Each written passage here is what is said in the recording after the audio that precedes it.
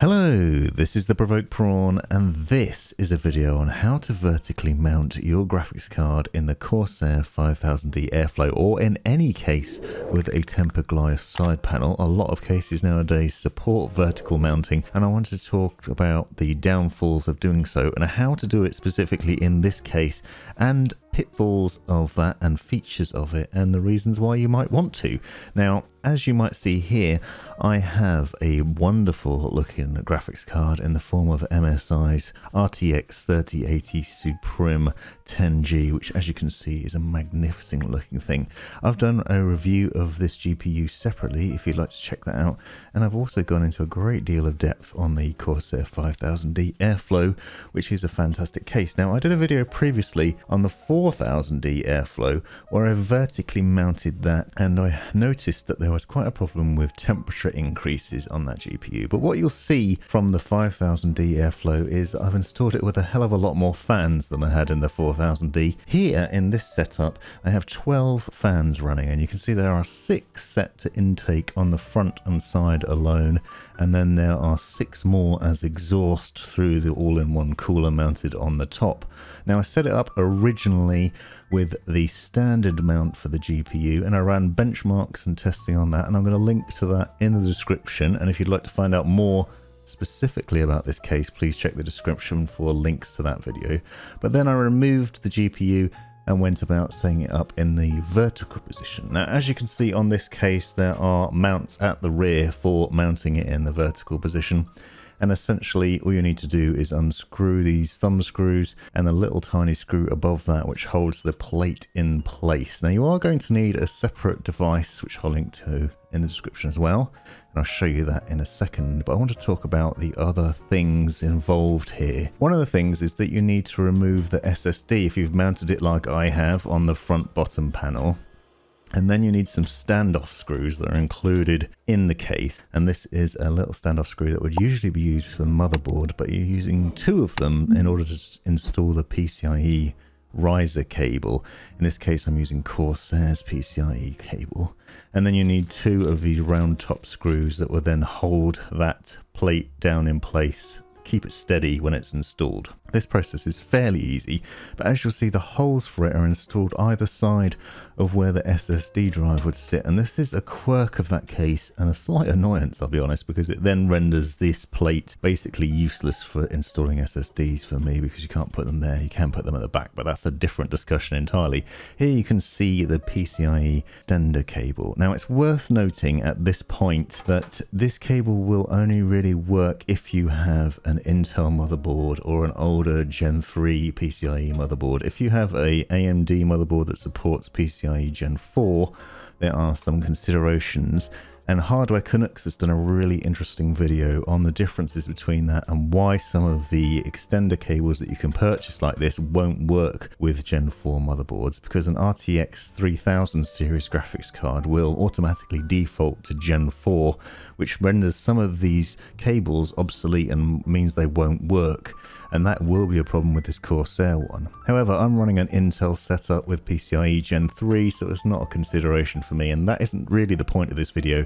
The point is to test the performance and see how the card runs compared with the standard setup. Now, you can see I've mounted the cable to the bottom of the case and I've plugged it into the top slot on my motherboard, and you can see there's a bit of bend to it here, but that will be hidden behind the card. Now all you need to do is insert the graphics card into this extender cable, which is connected to the bottom, and just slip it and snap it into place as you would if you were installing it on your motherboard. Basically, this allows us to sit it in nicely in this position, so you then get to see the front of the card. And as you can see, a very nice looking graphics card with that brushed aluminium finish and those fans. But one thing that you will note quite immediately is it's very close to the side of the case, and you'll see a bit more of that in a minute.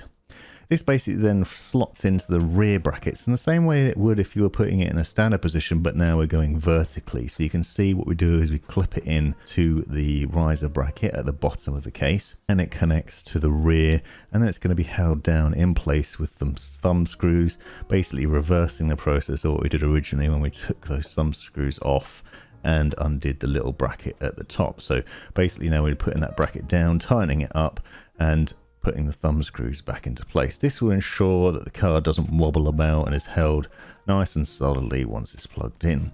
And then obviously you need to reattach the power cables. In this case you need 3 8-pin power supply connectors, quite a lot of power cables, but once you've done it you then have the finished product, which as you can see does look significantly nicer. To be fair, this graphics card is nice from every angle. It's a very good looking card, really well designed, and if you want to see some more information on that, I've done a separate review of it. Please check out the description for the links to that.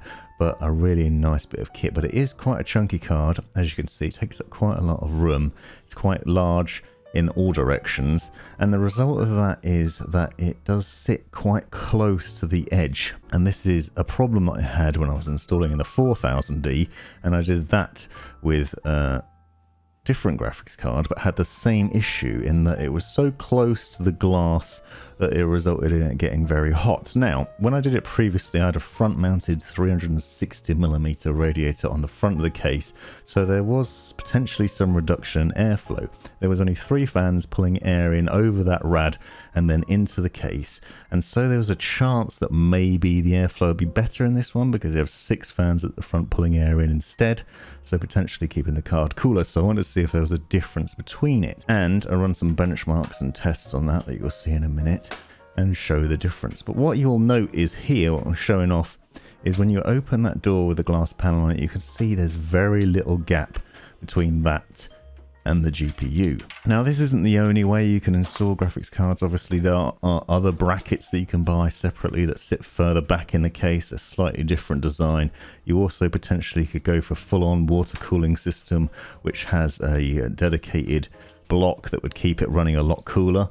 However, this is the way I've chosen to do it, and it's probably the cheapest way of doing it, and what I wanted to demonstrate is how that stacked up. Now, I ran various different benchmarks with PC Mark and 3D Mark and Heaven benchmark, and I gamed on it as well, and the results were fairly interesting. So for example, running at standard setup with Heaven benchmark, I found that I got around 68 degrees on that GPU in terms of centigrade.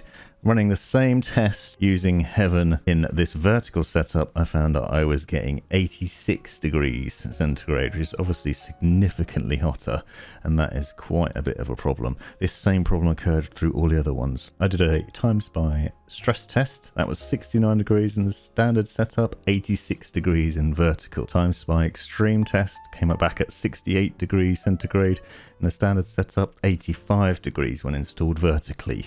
Now, as you'll see, also the problem here is that the glass was very hot, and using this temperature gauge, I'm showing just how hot the outside of the case gets and how hot the graphics card is from here. This is obviously through the glass, but you can see it's nearly 60 degrees C on the outside of the case, which means it's getting very hot there. Now, in terms of performance, I didn't notice a massive drop in performance. You probably will notice a difference in scores in the benchmarks if you click through to see the difference between them, but in real world play, on something like Cyberpunk 2077, it wasn't too bad, but the heat difference is significant. There's a significant difference in heat, which is obviously going to have an impact on a variety of different games. You will probably see an FPS drop in this situation.